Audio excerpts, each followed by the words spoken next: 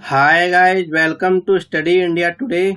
और आज हम बात करेंगे top 10 current affairs of 13 May 2020।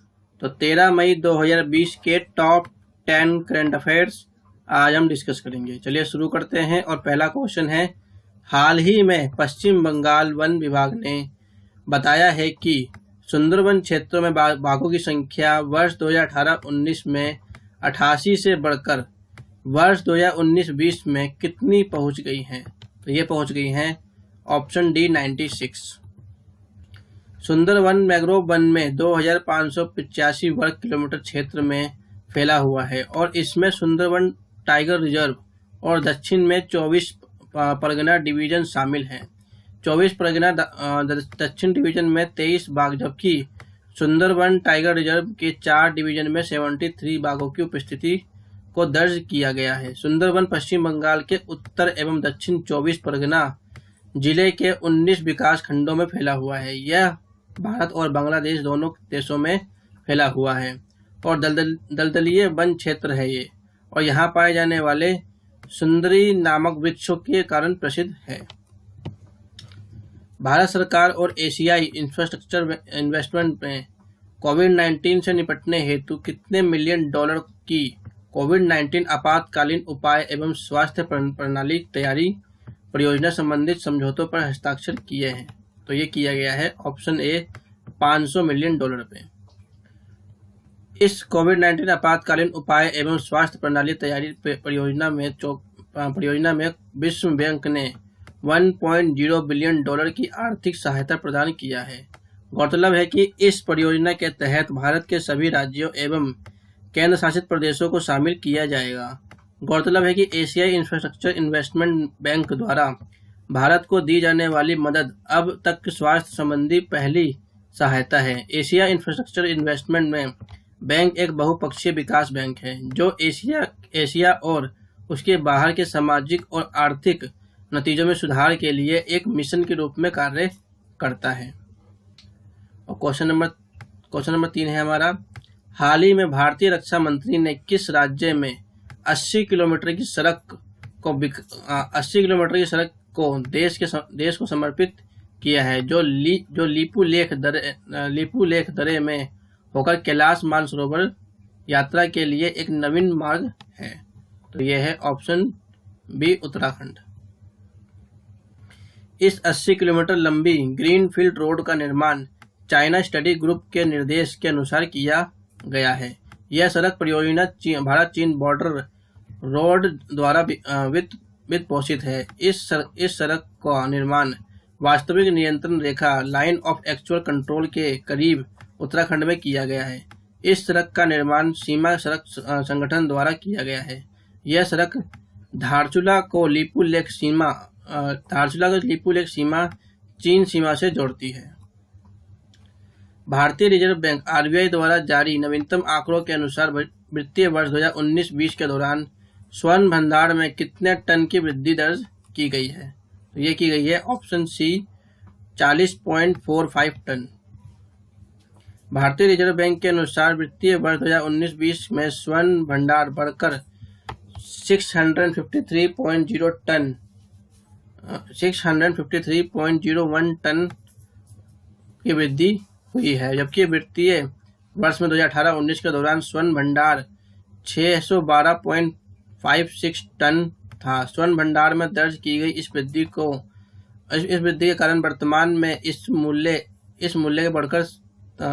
मूल्य को बढ़ाकर 30.57 बिलियन डॉलर हो गया है, जबकि मार्च 2019 तक इसका मूल्य 23.07 बिलियन डॉलर था।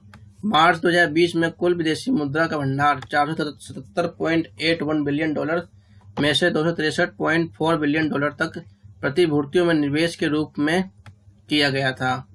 147.5 मिलियन डॉलर की अन्य केंद्रीय बैंक में आरक्षित किया गया है। केंद्रीय वित्त मंत्री निर्मला सीतारमण ने हाल ही में कितने राज्यों को राजस्व घटाकर अनुदान के रूप में 6,195 करोड़ रुपए जारी किया है? तो ये किया है ऑप्शन डी 14 राज्यों में। राजस्व राजस्व घाटा अनुदान तब किया जाता है जब राज्यों को केंद्रीय करों में हिस्सेदारी के बाद राजस्व में किसी प्रकार का नुकसान हुआ हो। जिन राज्यों को राशि दी गई है उसमें केरल को 1276.91 करोड़ रुपए, जबकि पंजाब को 638 करोड़ रुपए और पश्चिम बंगाल को 417.75 करोड़ रुपए दिए गए हैं। वहीं इससे पहले केंद्र सरकार की ओर से राज्यों को आर्थिक पैकेज दिए जा चुके हैं। अंतर्राष्ट्रीय नर्स दिवस निम्न में से किस दिन मनाया जाता है? तो ये मनाया जाता है ऑप्शन ए 12 मई को। अंतर्राष्ट्रीय नर्स दिवस नोबल नर्सिंग सेवा की शुरुआत करने वाली फ्लोरेंस नाइटिंगेल के जन्म के दिवस के रूप में हर साल मनाया जाता है। फ्लोरेंस नाइटिंगेल के जन्म ब्रिटिश परिवार में 12 मई को 1820 में हुआ था। उन्होंने 1860 में सेंट थॉमस अस्पताल और नर्सों के लिए नाइटिंगेल प्रशिक्षण स्कूल की स्थापना कर ख्याति बटोरी। International Council of nurse ICN 1965 में अंतर्राष्ट्रीय नर्स दिवस के रूप में मनाता आ रहा है। हाल ही में किस देश में FIDE chess.com online Nations cup खिताब अपने नाम किया है? तो ये किया है ऑप्शन बी चीन ने। चीन ने कोरोना वायरस के कारण दुनिया भर में लगे लॉकडाउन के बीच पहली बार आयोजित FIDE chess.com online Nations cup शतरंज खिताब जीत लिया है। 6 टीमों के बीच भारत का 5वां स्थान मिला है। चीन ने राउंड रोबिन दौर में शानदार प्रदर्शन किया और फिर सुपर फाइनल में अमेरिका से 2-2 का ड्रॉ खेला। उस खिताब को दिलाने के लिए काफी था। अमेरिका को दूसरा और यूरोप को तीसरा, रूस को चौथा और भारत को पांचवा और शेष विश्व टीम को 6ठा स्थान मिला है। केंद्रीय कृषि मंत्री नरेंद्र सिंह तोमर ने हाल ही में किसानों को ऑनलाइन पोर्टल के माध्यम से अपनी फसल की उपज बेचने की सुविधा प्रदान करने हेतु राष्ट्रीय कृषि बाजार ENM के साथ कितने नई मंडियों की एकीकरण किया है? तो ये किया है ऑप्शन सी 177। एकीकृत की गई मंडियां गुजरात में 17 हैं, हरियाणा में 26, जम्मू कश्मीर में 1, केरल में 5, महाराष्ट्र में 54, उड़ीसा में 15, पंजाब में 17, राजस्थान में 25, तमिलनाडु में 13 और पश्चिम बंगाल में 1 है। और 177 अतिरिक्त मंडियों के शुभारंभ के साथ देश भर में INM मंडियों की कुल संख्या 962 है। इससे पहले 785 मंडियों को 17 राज्यों और 2 केंद्र शासित प्रदेशों में नाम के साथ एकीकृत किया गया था, जिससे 1.66 करोड़ किसानों के 1.30 लाख व्यापारी और 71,911 कमीशन एजेंट थे। राष्ट्रीय कृषि बाजार नाम भारत सरकार की एक अत्यंत महत्वाकांक्षी और सफल योजना है। केंद्र सरकार ने सभी यूनियन टेरिटरी और राज्यों द्वारा आधार नंबर से राशन कार्ड को लिंक कराने की डेडलाइन किस तारीख तक बढ़ा दी गई है? तो ये बढ़ाई है ऑप्शन ए 30 सितंबर तक।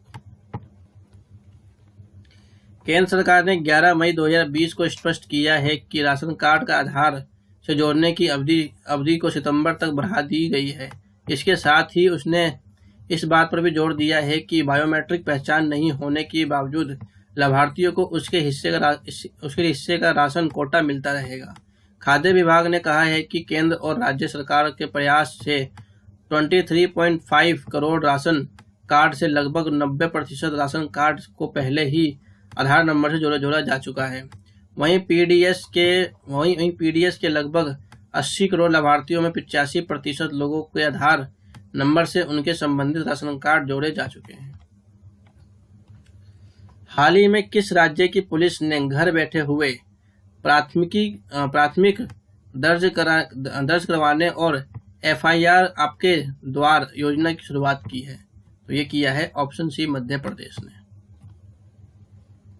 इस पायलट प्रोजेक्ट प्रौद्योगिकी परियोजना के रूप में प्रदेश के 23 थानों में शुरू किया गया है। इसके तहत शिकायत प्राप्त होते ही डायल 100 नंबर पर शिकायतकर्ता के पास घर जाकर प्राथमिकी दर्ज की जाएगी। राज्य सरकार का दावा है कि मध्य प्रदेश इस प्रकार की योजना लागू करने वाला पहला राज्य बन गया है। So this is the end of this video. उम्मीद करता हूँ यहाँ से आपको बहुत कुछ जानने को मिला होगा। Thanks for watching.